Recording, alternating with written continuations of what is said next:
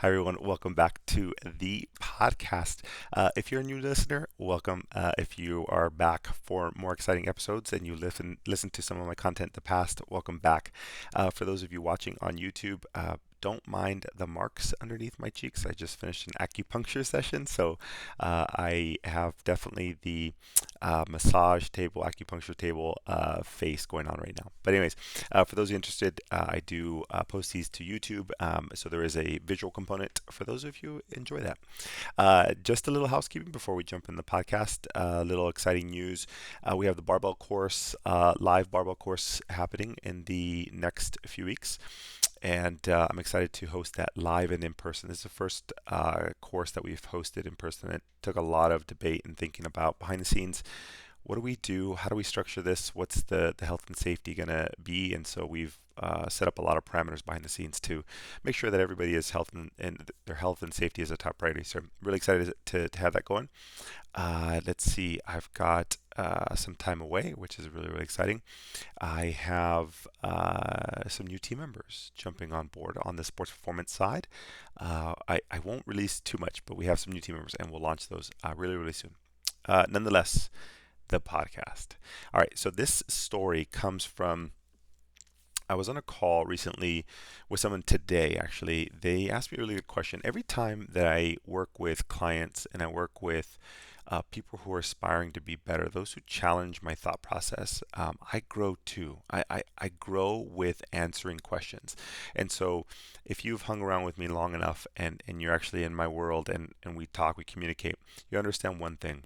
I'm always skeptical, right? One of the first things people do if one of the first things I'll do if people give me a compliment. Hey, nice shoes.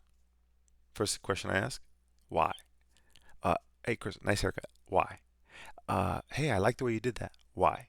And it's only because I have to preface with I'm only trying to get better. I want to understand people's mindset when they make decisions, and so I think it's critical. I'm obsessed with growth at the moment. So, nonetheless, I had a good conversation with somebody today, and they asked they were looking for, and many of you know that I'm going towards teaching, coaching, mentoring other individuals, and they were asking my opinion on certain coaches or mentors within specific niches.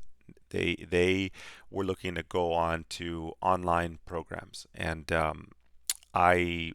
gave some recommendations on some people that would be best suited for this person's niche. And it was nutrition and dietetics and more wellness related. And I know some people in that space, and so they asked who would I recommend, and I gave them four people. And they asked one of the most fundamental questions possible. They said, which one would you choose and why? And at that moment, I was a little stumped. And I was like, that's a beautiful question. And I'm going to give you the top four qualities that you need to choose in your next mentor or the mentor that you want in your life. And why is that so important? It goes down to answering this question that I had for this individual. I think that I had to break it down and say, well, skill set is one thing. People can have the best skill set on the planet, but if they can't relay or share that information, what does it mean to you as a mentee, the person learning under them? So it's not all skill. What if somebody has all the passion in the planet and they get you pumped up, they get you motivated. However, they don't have the skill set. That also doesn't help you. So I wanted to go through the top four things after working with a lot of students, working with a lot of clinicians, being a mentee myself.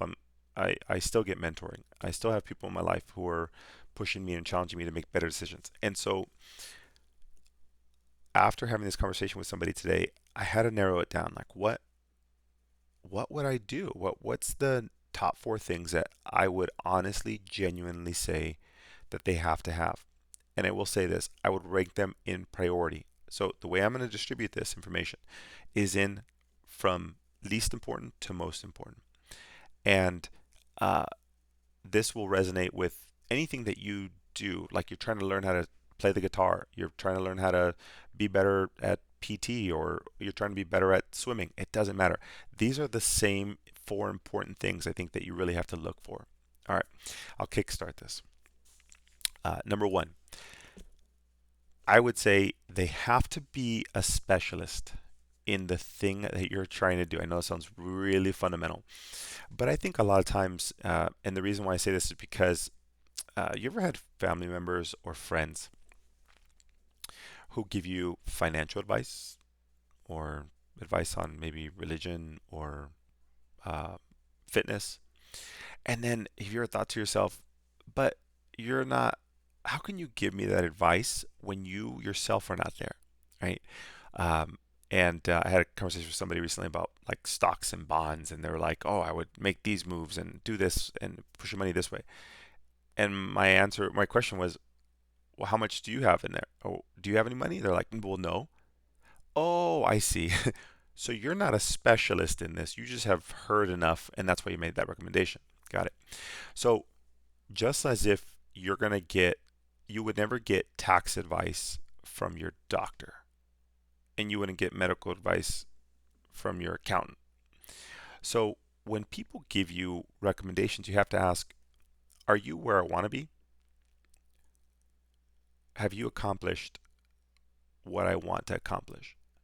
And that's what I mean by a specialist. So if somebody's McKinsey certified or Maitland certified or cupping certified or a sports clinical specialist, but they're not in the realm that you want to be in, you have to ask, is that really the mentor that I want?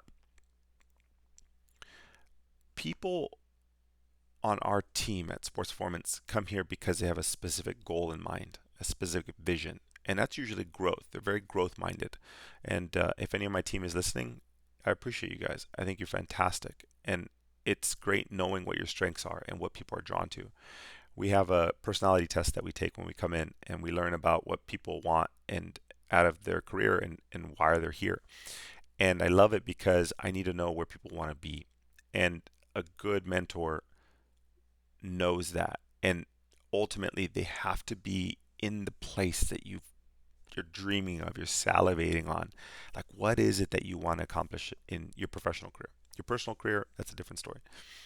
But in your professional career, what do you want to accomplish? And they have to be a specialist in there, and they have to be in the environment or have been in that environment that you aspire to go into. And I think that we're all naturally drawn to the people who have helped us thus far. I'll always, give this explanation that I think that after a certain age, we no longer have specific mentors. Let me give you an example. After 18, if your parents kick you out and you fly the coop, your parents have done so much to get you to that point. And at 18, you kind of are like by yourself. You're trying to figure out what's going on, and you're in college. And now you're trying to find mentors or other people that you aspire to be professionally because your parents have helped you with a background to help you develop as a good human and maybe professionally as well in school. But now you're gearing towards your specialty and what you want to do. With some people, it's engineering, some people, it's physical therapy. So it's not that your parents haven't helped you or can't help you anymore, but ultimately there's a cap at professional growth because they don't have that skill set. They're not specialists in that area. So you go on to PT school and you find some really good professor and they jive with you, like they resonate with you. They're fantastic human beings. However, they give you advice on like professional growth, but maybe they've never been practicing. Maybe they've been a researcher their whole career. Nothing wrong with that. But when you tell people and you give them information on things that you've never been in, I think that there has to be some caveat to that. You have to take that with a grain of salt. And so when you're looking for specialists or mentors, you got to look for where are these people? Where do they work? And you might start with, well, where it's their initials behind their names. You might find them on YouTube. You might find them on Instagram or Facebook, whatever it is. And ultimately, you're just trying to find that person who has a specialty. Cool. Number one, find the specialist in the niche that you want who has been there or is currently there. This is not just getting advice from your parent or your professor on uh, where should I go next to work or a person down the road who had a really good physical therapist. It's really about You have to do that homework and find who is truly the best or at the top of the food chain for the thing that you want. You can't bypass that. Okay, that's number one. Number two, this is a human quality that once you find that person, you're like, that's it. I know where they work. I want to be with that person. Then there's this thing called soft skills. I think that the specialty in that niche, I think that you, or niche, however you say it nowadays, I forget. Uh, I think that you have to have a certain level of skill set to get to a certain position. And then you have to have something called soft skills. Soft skills is truly their ability to relay that information. And not only to patients and clients, but the people that they're mentoring. If somebody doesn't have great communication skills, they can't read that you're not getting it. Your facial expression's blank. They just explain something profound, and you're like, I don't get what you're talking about. If that person can't read that, that's tough. You're only going to get so much. The best mentors have two things. One, they can read when you get something. They can truly understand and simplify things to the most basic level. And you're like, gosh, why didn't I think of that? It's just their innate ability to do that. The second thing, they have passion. Listen to their intonation. Listen to what they say, how they say it, their body language, their hand movements, their facial gestures. If they start talking about a case and they're just like, if it looks like they're putting on a show, they're explaining this, their hands are moving, they're like, oh my gosh, I went from this work, I did an ACL on this side, and I helped them with the patella graft on this side, and we got them jumping, and they just fire you up. That you should be attracted to that. You should be like, I want that energy one day. I want it. So it's not their skill set that really brought you to them. One, they were a specialist, and number two, they had passion. They just like you could feel it, and they were able to tell when you can grasp things, and they were just able to simplify things to a point where you're just like, that's the most basic thing I've ever heard, but it's profound. And those are really good mentors. So number one, they have to be a specialist. Number two, they have to have that fire, that passion, and you'll know it right when you meet them.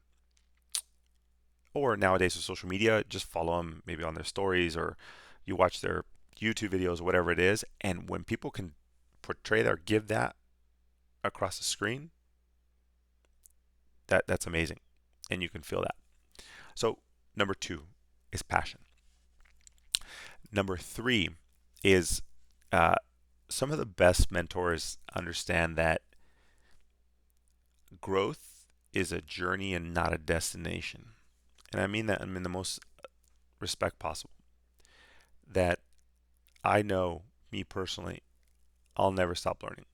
I don't care if I'm 102. I will never master anything. Uh, I will get really good at something, that one thing that I love. Taping ankles, mobilizations, um, you name it, exercise. It doesn't matter. I'll get really good at some of those things, and I'll never truly master it. But I know that because I'm hard on myself. I'm very realistic in that in 10 years, things will shift, and I have to be ready to accept that and open to it. And nowadays, I've worked with a lot of people that I don't consider my mentors, that they stopped learning 2 years after they got a degree, or 2 years after they started practicing, or the day they graduated. They were like, I'm here to work. I don't want to grow. I just want to work. Nothing wrong with that. But when you're looking for a mentor, that's not the personality type of the words that you want to hear or see. You want to have somebody who says, this is what I know now. This is what I've been successful at, but I'm open to ideas. Tell me more. What do you know? And what that person did right there is they allowed themselves to be vulnerable. And vulnerability, man, there's some humility to that. You have to understand that you will never be the top shot, the big kahuna, the person who knows it all. I think that the person who thinks that way, they're done. Then why would you continue practicing if you know everything? With the utmost respect. If you truly think that you've done it all, good for you, your career just ended. Now, that person who is, they're a wizard, they know it. In and out, they can do any type of post-surgical rehab, they can do performance testing, they can do athletic performance, it doesn't matter. They can do it all. And they're humble and they're okay with being vulnerable. Wow. Keep that person in your phone. You want to be Facebook friends, you want to be Instagram friends, you want to be around them. You know why? Because they're going to continue to grow in any capacity. Like I said, this podcast topic can be applied to learning a guitar, learning how to swim. It doesn't matter. It's the same qualities. That person needs to understand that they'll never hit a destination. It's never ending. You you constantly are ebbing and flowing through this journey. Uh, oh man, I pushed too hard on this person and I flared them up. 10, 12, 13 years later, people still don't get 100% better in a certain amount of visits. That's natural. That's normal. Because in our profession, there's a psychosomatic, psychosocial component to what we do, and every human's different. So your skill set only goes so far if you don't understand the person you're treating. And so a mentor understands that every human is different, the way they process information, the way that they see what you're actually going to do for them, the way they communicate, their willingness to commit, and their vulnerability as well. And so when you read those and those soft skills, you know, you have your hard skills, which are your treatment skills, and you have some soft skills to be able to put that together. And they bring passion, they got that fire, they can bring down things into simple terms, and they understand that they'll never truly know everything. That person is very rare on this planet. Very, very rare. And that's a great mentor. So that's number 3. So number 1, they have to be a specialist. Number 2, they have to have passion for what they do. Number 3 is somebody who understands that this is not a destination. It's truly a journey of just growth, personally and professionally. And this all goes back to the phone conversation that I had. After getting off the phone, there was one last statement that I said that really, this is the reason why I'm doing this podcast, this one statement. After I got off the phone, I had to narrow it down to the top 4. The top 3 I mentioned, and they're very important to me. But number 4 is the deciding factor, because when I was on the phone with this person and I gave them the 4 people that were potential mentors in their specialty of nutrition and dietetics and wellness, they asked, well, which one would you choose? Darn it, you asked a really good question. And this statement came out of my mouth, and it's truly the most important. Assuming all those things, that they're a specialist, that they're passionate, and they're ready to grow. There's a lot of mentors like that. Now, what's the leftover piece? Just like you guys on this podcast. Some of you listen to me and you're like, Chris, you're crazy. I'm here to put in my 40 hours and just be fulfilled with the paycheck that I get. Good for you. This podcast is not for you. This podcast is for people who want more meaning in their life through actually appreciating what they do and being an artist and giving more to the people that they serve and going above and beyond just writing notes or corrective exercise. They're actually trying to make an impact in people's lives. Do you remember that feeling that you had when you were applying to PT school? You were so excited, right? You actually wrote all these essays and you were super excited to go into the field. You're like, I'm going to change the world. What happened to that passion? People get out of PT school 1 or 2 years later. What happened? or they're in school, and then you're like, oh, well, how much does this company pay? How much does this? How much time off? How much this? Oh, I only see people with back pain. I only see workers' comp. Like, what happened to that passion that you had when you first applied? Remember, just like, do you remember that feeling? People lose that. And so when you start losing that, that's when your career ended. And if you don't maintain that passion, this podcast is probably not for you. But if you're looking for reigniting why you love this profession, how you can continue advancing, getting to the point that you actually always wanted to get to, that's what I'm about. I want like-minded people to be in my world. Most people will stop following me or listening to podcasts when they hear some of these higher level conversations. They're like, I was looking for the best rotator cuff exercise. Sounds good. You can use that goniometer to get that shoulder better and never understand what you're truly doing for people. And a good mentor will help you do that. So here's number 4. After talking to this person, the last statement I said was, out of all those 4 people, my answer is going to be different than yours, and here's why. Because the best answer is about who resonates with you most. Because if they're all equal in that they are specialists in their area, they're super passionate, and they're going to continue to grow, and they understand it's not a destination, that it's a journey. If all those things are equal, the one thing that separates my choice from the person that this person might choose is who resonates with you more. That's the most fundamental thing. In our interview process here at Sports Performance, it's a long, hard interview process. And I'm very honest and transparent with the people that come in here. And a lot of people will say, Chris, I want to work here because of the mentorship. That sounds good. I understand. Why'd you choose here? It's not just because of the people that we treat, the environment, pro athletes, sports minded, all these other things. It's because you resonated with the people that were here, the mentorship opportunities, me, the fire, the passion. All of these things are why you select the people to be around. Why? Because in your life, you're human. You're going to lose it, or it's going to ebb and flow. And because of that, you just need people all around you. Just give you a little kick up the pants. Hey, you remember that time you were passionate? Yeah, like last week? Let's get back to that. Ah, you're right.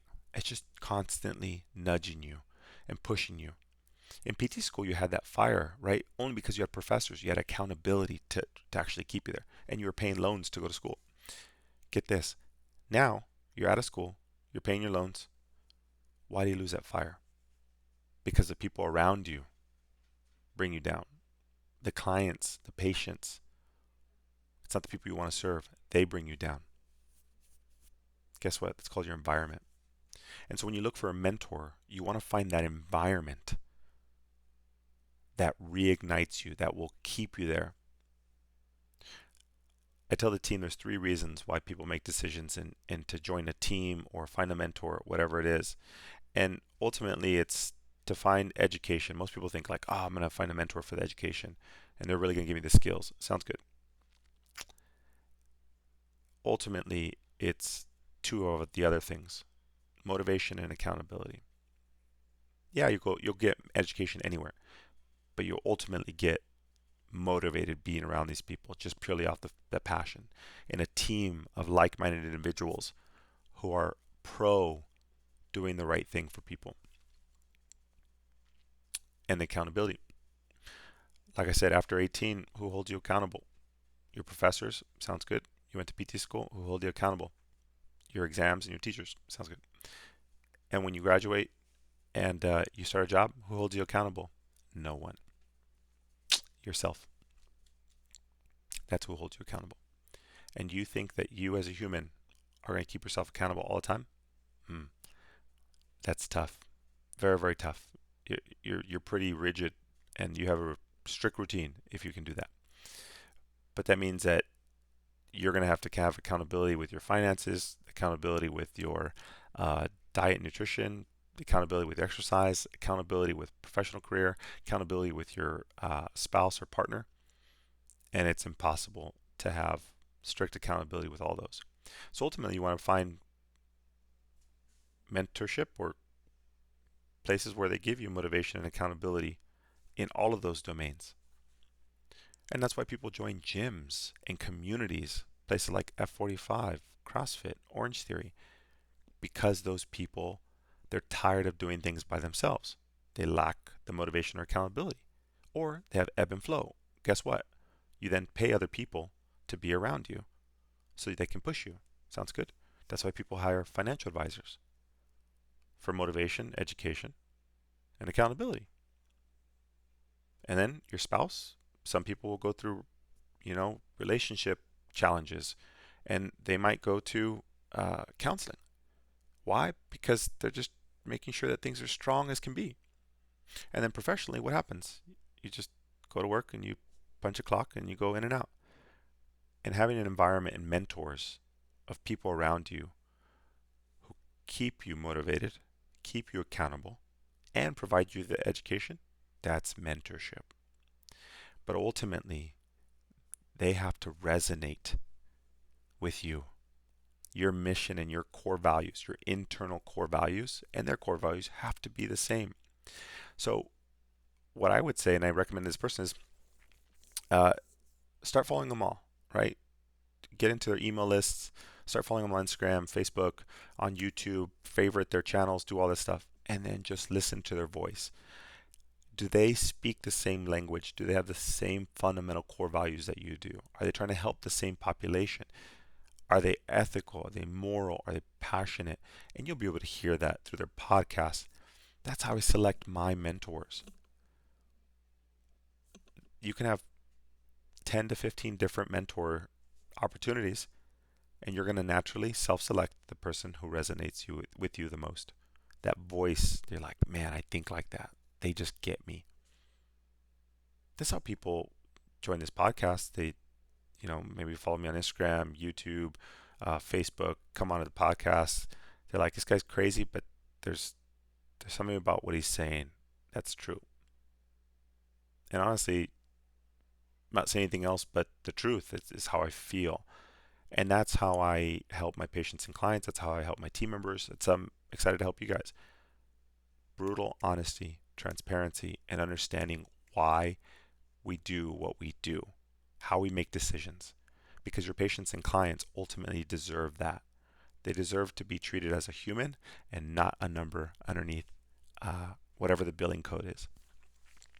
So ultimately, if you want to enjoy your professional career and you're looking for fulfillment, and you're not just looking for a 9 to 5 job, and you're not just looking for a place to waste time on this planet, and you're actually looking for opportunities to grow, then those are the 4 qualities that you need to look for in every single one of your mentors. In all aspects, the gym that you want to join, do they have these qualities? Do they have passion? They better be. They better have passion. They better be a specialist in the thing that you want, and they understand that every week should be a little different. Because if not, then we're dead growing. We're not doing anything else anymore. And their mission and core values have to be in line with yours. I don't enjoy running. It's not a secret. I don't enjoy running. So am I going to join a running group? No, because that doesn't resonate with me. A weightlifting group sounds good. Anything barbell, heavy, fast, intervals, intensity, that sounds like it's up my alley. I would do the other types of training, HIIT style training, intervals, Tabatas, whatever it is. I'll do that, but that resonates with my interest. And so when I pick the groups that I want to be in, internally, those are the 4 things that I'm actually looking for. And some of you might be like, yeah, that sounds about right. Are they specialists in the thing you're looking for? Do they have passion? Do they understand it's not a one-time fix and it's a journey? And lastly, do they resonate with you? Ultimately, those are the people that I want in my world. And when we start, mentorship and coaching opportunities and we get small groups together, those are the only people I want in my world. People who understand that are like, man, I that's it. Those are 4 qualities I can definitely jive with. Those are the things that I want to be surrounded with, people who are like-minded. That's what I'm talking about. So there you have it. That came from a phone call this afternoon that just made me uh, realize truly how I select or choose the groups and people I want to be around. That's what I'm naturally gravitating towards. And for you looking for a mentor, some of you are new grads, some of you have been practicing for a few years, some of you have been practicing for like 8 to 10, and you're like, I'm just tired of the same mundane stuff. Sounds good. We're all living the same world, the same planet. We all have the same interests. So there you have it. I hope you find your mentors. I hope you find somebody who can do that. And we all need them. I don't care how old you are, how many years you've been practicing. Even if you're retired, and you don't have a mentor, find a hobby, and then you're going to find a mentor underneath that. Why? Because you can get better results faster, and that's just how we all naturally learn. So there you have it, guys. Thanks again for tuning in, and I'm excited about what is to come with the people who are in this planet with the same mindset. So I'll leave it there. I'll let you guys enjoy the rest of your day. I'll catch you guys on the next episode. Thanks, guys, again for following. Take care.